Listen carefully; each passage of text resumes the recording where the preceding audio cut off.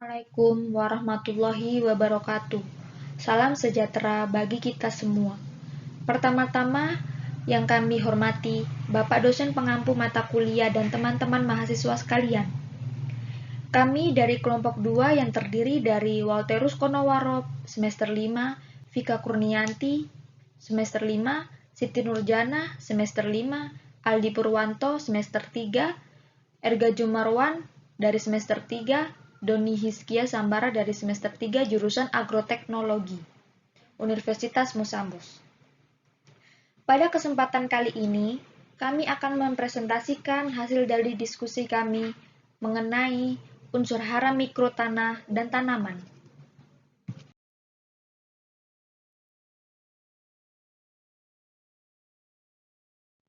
Unsur hara esensial dibagi menjadi dua, yaitu unsur hara makro dan unsur hara mikro. Di sini saya akan menjelaskan tentang unsur hara mikro tanah dan tanaman. Namun sebelum itu, kita harus mengerti apa sih unsur hara mikro itu, apa saja yang termasuk golongan unsur hara mikro, dan apakah penting bagi tanaman. Yang pertama, kita akan bahas apa sih unsur hara mikro itu? Unsur hara mikro itu merupakan unsur hara yang dibutuhkan oleh tanaman, namun dalam jumlah sedikit, atau biasanya juga bisa disebut dengan unsur minor. Dan yang kedua adalah apa saja sih yang termasuk golongan unsur hara mikro itu? Unsur hara mikro esensial bagi tanaman meliputi ada 7 unsur hara. Yang pertama, unsur hara boron. Yang kedua, unsur hara tembaga. Yang ketiga, unsur hara klorin. Yang keempat, unsur hara besi. Yang kelima, unsur hara mangan.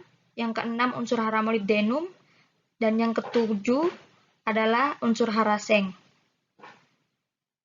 Di dalam tanah, unsur hara mikro dapat dijumpai sebagai kation, anion, dan dapat juga sebagai molekul tidak bermuatan. Dan yang ketiga adalah apakah penting unsur hara mikro itu bagi tanaman? Jelas penting. Adapun alasan kenapa unsur hara mikro penting bagi tanaman. Yang pertama, penggunaan varietas unggul tanaman yang berproduksi tinggi telah mengangkut unsur hara mikro dari dalam tanah dalam jumlah besar. Dan yang kedua, semakin sedikitnya konsentrasi unsur hara mikro yang terkandung dalam pupuk-pupuk unsur hara makro diproduksi. Yang ketiga, semakin meningkatnya teknik analisis untuk mendeteksi unsur hara mikro, sehingga semakin diketahui peran dan fungsinya bagi tanaman. Dan yang terakhir, semakin tinggi tuntutan efisiensi untuk produksi tanaman.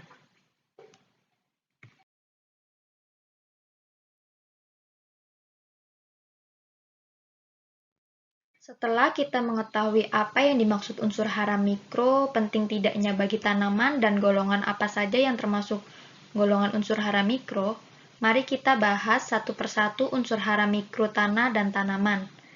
Pertama-tama yang akan kita bahas adalah unsur hara besi atau Fe. Besi tanah dan tanaman. Unsur besi tanah terdapat di dalam kisi-kisi kristal dari sejumlah mineral. Mineral-mineral primer yang mengandung besi meliputi ferromagnesium, silikat, seperti olivin, augit, hornblende, dan biotit. Mineral-mineral ini bersama biotit akan menyusun batuan beku. Di dalam tanah, besi juga membentuk kompleks dengan senyawa-senyawa organik padat maupun larut. Kelarutan besi sangat dan tergantung kepada pH. Kelarutan besi berkurang dengan meningkatnya pH tanah, mulai dari 7,4 sampai 8,5, seperti pada tanah kapur.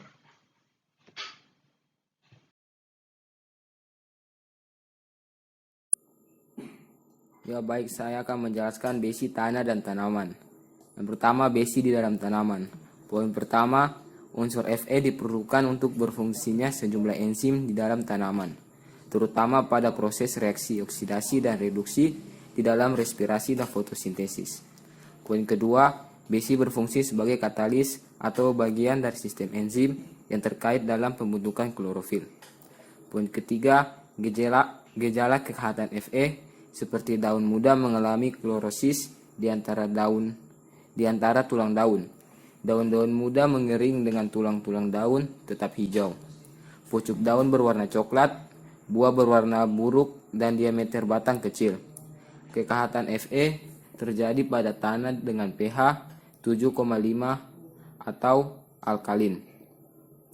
Yang kedua,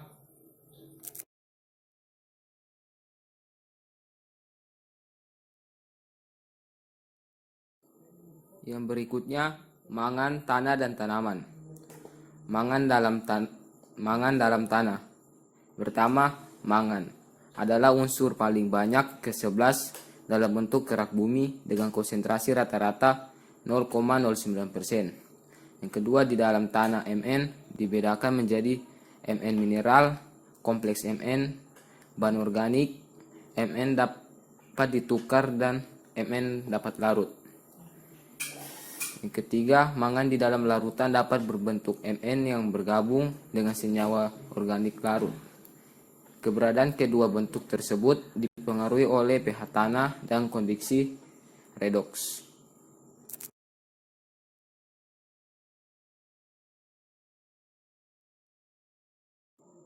Yang berikutnya, mangan dalam nutrisi tanaman. Poin pertama, mangan penting bagi pembentukan kloroplast dan terlibat di dalam aktivitas enzim pada fotosintesis, respirasi, dan metabolisme. Poin kedua, ion Mn2+ berpengaruh pada siklus Krebs. Poin ketiga, mangan merupakan kofaktor dari amonaliase fenilalanine. Poin keempat, gejala kekehatan Mn yaitu dapat menyebabkan klorosis antar tulang daun, terjadi bercak-bercak coklat atau abu-abu, dan nekrosis.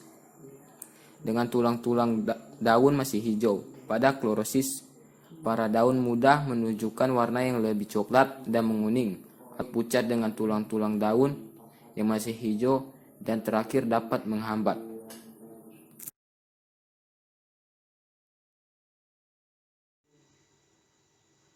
Oke, selanjutnya tembaga dalam tanah. Di dalam tanah, tembaga berada dalam mineral, dalam bahan organik, terserap secara spesifik. Bentuk tembaga dapat ditukar menjadi CuDd dan sebagai ion Cu2+, dan kompleks Cu atau organik. Kelebihan tembaga juga dapat meracuni tanaman, karena jumlah tembaga yang banyak dapat menekan aktivitas Fe dan menyebabkan terjadinya kekehatan Fe pada tanaman. Berikut adalah gambar kekehatan dari tembaga.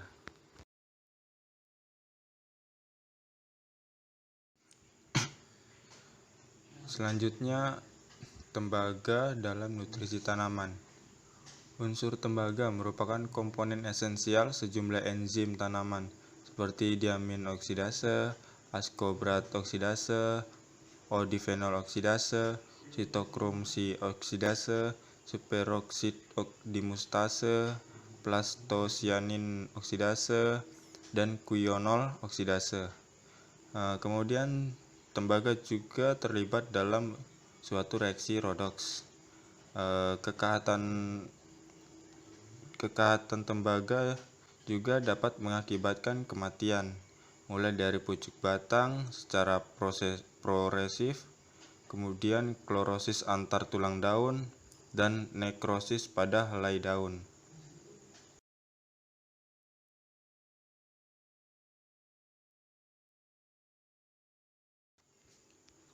Selanjutnya adalah zinc dalam tanah.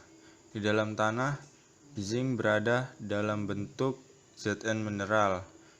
Zinc bahan organik, zinc terserap pada permukaan koloid dan liat, dan zinc larut di dalam larutan tanah.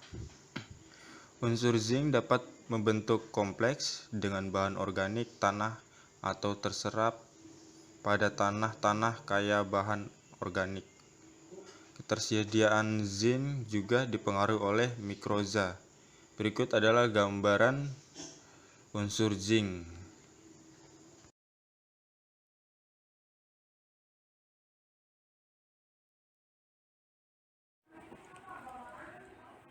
Seng tanah dan tanaman. Seng dalam nutrisi tanaman. Di dalam tanaman, zat N sebagai enzim-enzim atau kofaktor sejumlah enzim termasuk triptofan atau auksin, hormon pertumbuhan tanaman. Unsur ini penting bagi metabolisme karbohidrat, sintetis protein, dan pertumbuhan batang. Unsur zat N diperlukan oleh sejumlah enzim dan berperan penting dalam transkrip DNA. Keracunan zat N dapat terjadi jika konsentrasi dalam tanaman lebih dari 400 ppm. Keracunan dapat mengakibatkan pertumbuhan akar buruk atau gagal, daun-daun menguning, dan pada akhirnya mati.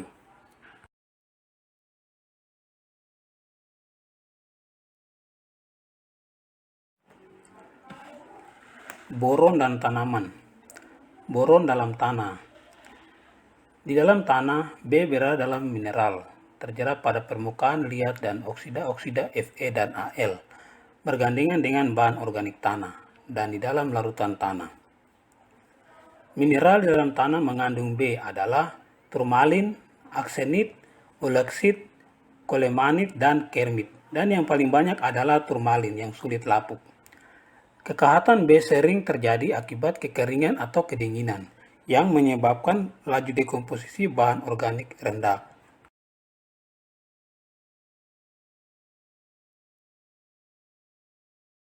Tanaman, boron diperlukan untuk pembentukan dinding sel, integrasi membran, sarapan Ca, dan membantu translokasi gula. Boron mempengaruhi banyak fungsi dalam tanaman seperti pembangunan perkecambahan, pertumbuhan tepung sari, pembentukan buah, pembelahan sel, status air, dan gerakan hormon tanaman. Kekahatan B dapat mengakibatkan kegagalan pertumbuhan pucuk tanaman, batang kaku, cabang tanaman tumbuh lateral, daun tanaman mudah berwarna keunguan, coklat dan kuning, menebal, keriting, rapuh, buah juga rapuh. Tanaman buah dan sayuran mengalami busuk kropos.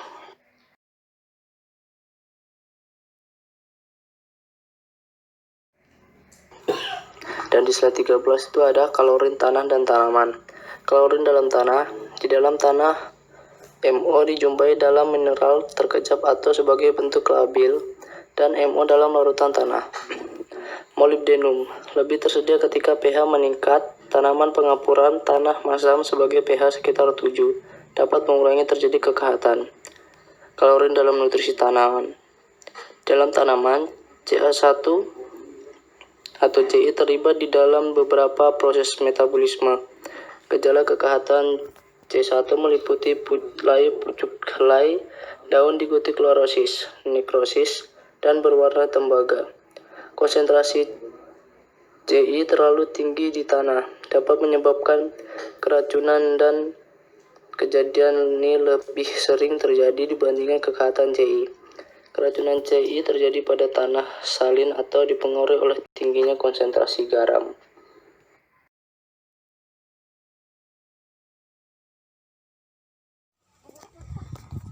Oke, baik, yang selanjutnya yaitu unsur-unsur bermanfaat lainnya. Jadi selain 7 unsur hara mikro yang dibutuhkan oleh tanaman yang sudah dijelaskan di atas, ada beberapa unsur hara yang juga diperlukan oleh tanaman. Seperti di sini ada nikel. Jadi unsur Ni ini diperlukan oleh enzim urease untuk mencegah urea dan membebaskan nitrogen menjadi bentuk tersedia bagi tanaman. Diperlukannya untuk penyerapan Fe oleh tanaman dan juga biji untuk berkecambah. Kemudian kekurangan Ni ini, tanaman akan menderita kekahatan ketika tanaman masak dan mulai fase reproduktif. Oleh sebab itu tanaman akan gagal menghasilkan biji. Kemudian yang selanjutnya ada juga natrium atau Na. Unsur Na ini dia terlibat dalam pergerakan air atau osmosis dan keseimbangan ion di dalam tanaman. Unsur Na ini dia mempunyai kemampuan untuk mengumpulkan garam-garam di dalam vakuola untuk menjaga tekanan turgor dan pertumbuhan tanaman.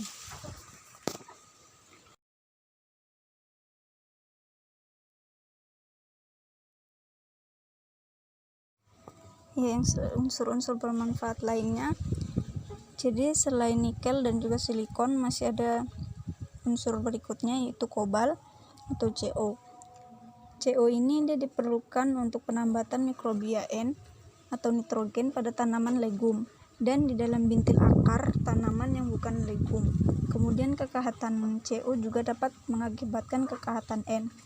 Tanaman yang kekurangan CO dia juga dapat mengakibatkan kahat nitrogen. Kemudian yang selanjutnya yaitu silikon atau Si. Si ini dia merupakan penyusun mayoritas mineral yang terdapat di dalam tanah bersama-sama Al dan juga Fe. Jadi mineral tersebut itu sangat tidak larut, sehingga konsentrasi Ni yang ada di dalam larutan tanah itu menjadi rendah. Kemudian jika mineral yang ada itu lapuk, dia akan membebaskan asam silikat yang kemudian akan diserap oleh tanaman dengan mudah. Kemudian pada tanaman, silikon ini dia merupakan dinding-dinding sel.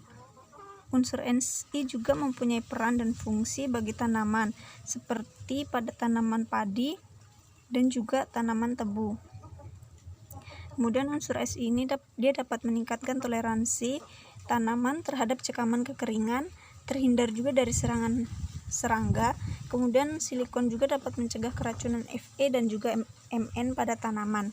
Jadi tanaman yang dipasok cukup Si ini dia akan memiliki dinding sel yang lebih kuat dan juga tegak, sehingga tanaman itu dia akan bisa terhindar dari serangan serangga karena dinding selnya sudah kuat gitu.